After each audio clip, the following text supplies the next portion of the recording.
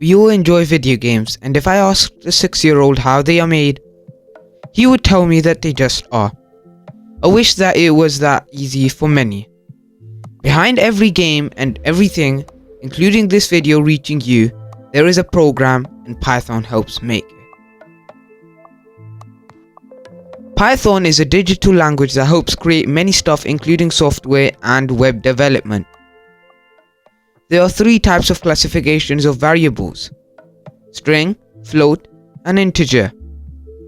An integer is any whole number. It can be positive or negative, but it cannot have any decimals. A string is a variable that represents a piece of text. A float variable is a variable that represents numbers with decimals.